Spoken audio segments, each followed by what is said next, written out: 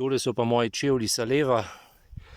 Niso v najboljšem stanju, so pa stari tam enih 7-8 let. Še zmeri ne prepuščajo, čeprav vidite, kakšni so. Imajo vibram, imajo vse, kar morajo imeti. Zdaj, kaj je pomembno pri planinskem čevlju? Tole mora imeti trdo, zato da se ne raztrga ob vsakem kamnu. Potem tole bi mogli biti tudi ful trdo.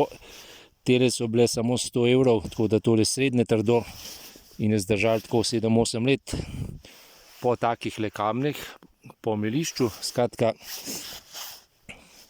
In pa da so gležnari, se pravi, da so malo višji, zaradi tega, ker ti zaščiti gležnje. Zdaj, kaj je pomembno, recimo vibram? To je v bistvu stvar, ki jo večina ljudi, ki gre v trgovino, rečejo najprej, samo da je vibram. Ampak to je v bistvu zelo malo pomembno, zaradi tega, ker pač vibram je isto, kot pri avtu, rečemo servo volan. Če ne znaš parkirati, normalno tudi servo volan ne bo pomagal in isto je s hojo v hribe, ker vibram ti pomaga pri hoji, je boljše kot navadni supergi. Problem je pa v tem, da pol ljudje, ki tole kupijo, pa imajo vibram, mislijo, da so zaradi tega pa varni pri hoji. Ne.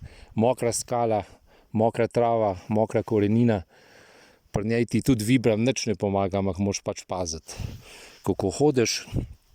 Poleg tega je vibram star že enih 60 let, raj več, tako da ni to neka vesoljska tehnologija. In imaš, to je pač zmes, in pač blagovna znamka je to. Imaš druge blagovne znamke, ki imajo isto zmes in so isto kvalitetne, tako da vibram ni neka neverjetna zadeva. Zdaj, po čem spoznaš slab čevelj? Da ima tlele mrežco. Kaj to pomeni? Da bo ob hoji po takih skalah, recimo, se bo zelo hitro raztrgal in ti ne bo čevelj držal več kot sezono, največ 2.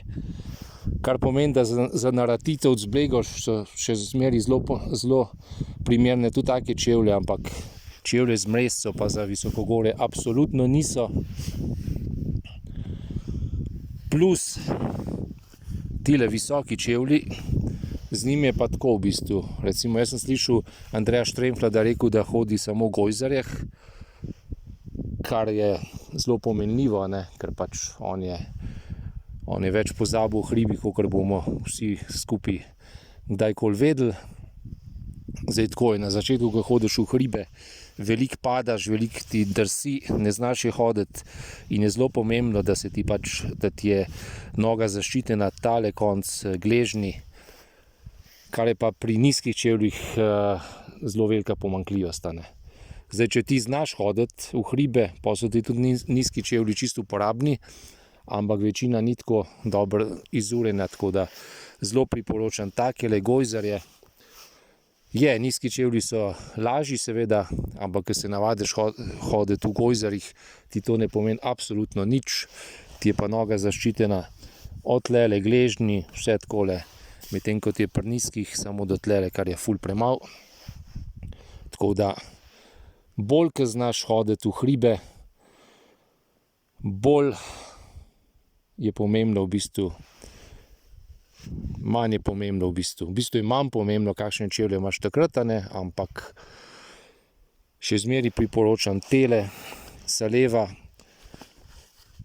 Kot rečeno, 7-8 let so hodile, zdaj bo najbolj zadnja sezona, imajo verjetno 1000 km za sabo po takih skalah, po feratah,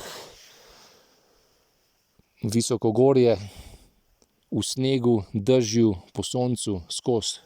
Tako da priporočam, čim vidite mrežco tlele, ne vzeti, sicer pa tudi cena pove vse v bistvu. Če bi jaz hotel imeti vrhunske čevlje, ki bi bile čist trde tlele, bi stale par 100 evrov več, tele so bile malo manj kot 100 evrov.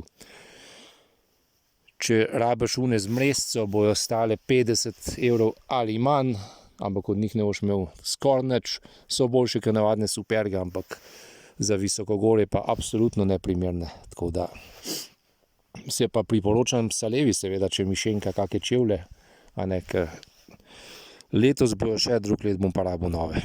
Samo tako.